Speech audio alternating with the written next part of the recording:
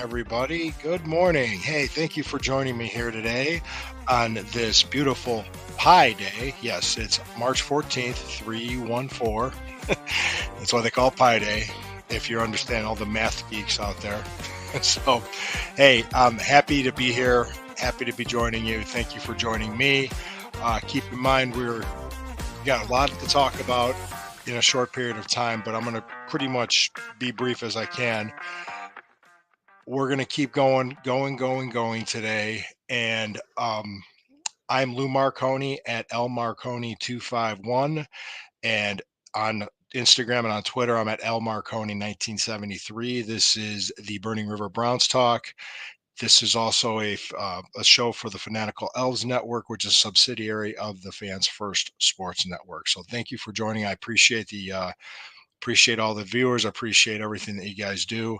Uh, Getting into the show today, talk about some more recent free agent signings. Want to talk about an adding of an offensive assistant and how that affects play calling, and really how this criticism of the play calling is going to lead into my article today, which really it's an overrated criticism. But appreciate it. Thank you. Before we go any further, we're going to have to pause for a moment for a word from our sponsors.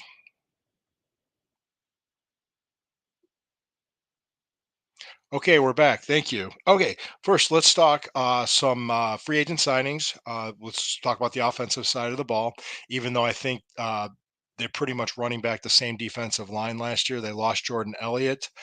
I would anticipate they sign another starting caliber defensive tackle, whether it's a DJ Reader or somebody of that caliber. And also, they lost Anthony Walker and Sione Takitaki, but signed Jordan Hicks.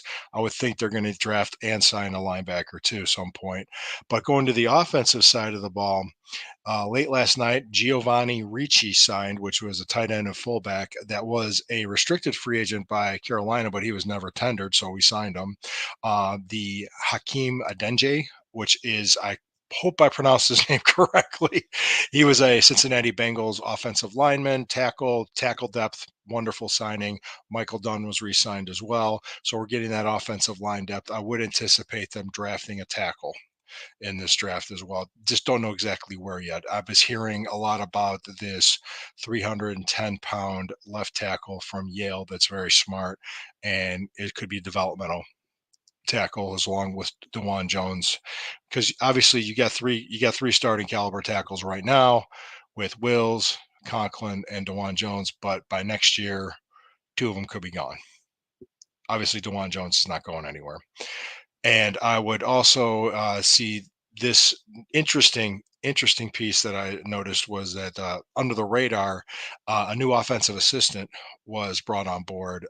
He was from UConn, the offensive coordinator at UConn named Nick Charlton. He was the head coach in the University of Maine as well.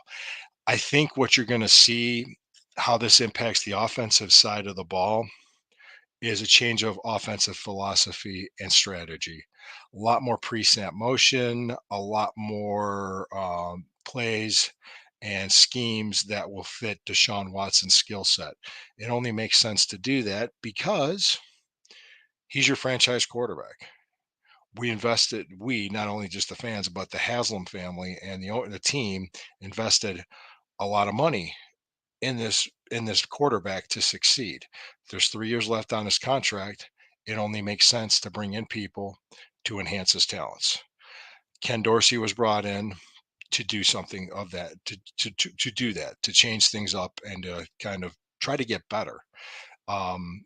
We on the offensive side of the ball, as so to avoid any ridiculous controversies or any chatter or talk, they did not. I think that's what they did. They'll never admit to it, but I think that's why they didn't sign Joe Flacco or even offer him a contract. Say, hey, thank you, Joe. We appreciate it.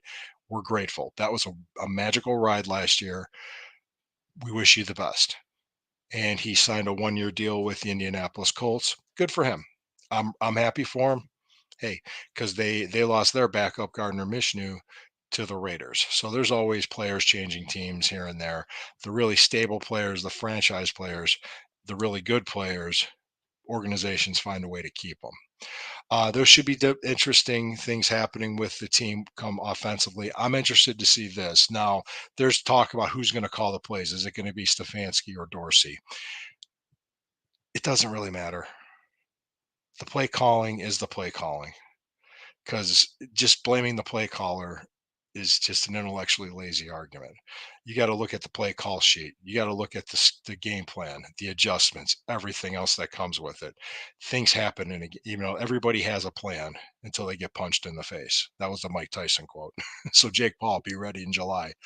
Uh, Everybody has a plan.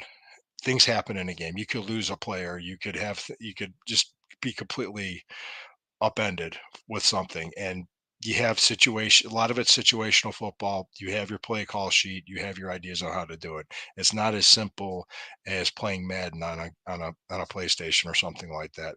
So keep that in mind. That's going to be my article today about how, hey, you just look at the game holistically with what happens, and actually you can look at a season holistically. Kevin Stefanski did a good job. There's times I think I didn't always agree with what he did, but that's anybody else. And yes, has he made mistakes? Of course, he's human. Every play caller does. It's so interesting in every NFL city that I visited, I like when I go to a city, I like to listen to their sports talk radio, and it's almost sounds the same as it is here. It's not just a Cleveland thing. So simple enough. It's not just the play calling, but also I'm planning on starting to do articles regarding draft prospects that I think the Browns might be interested in.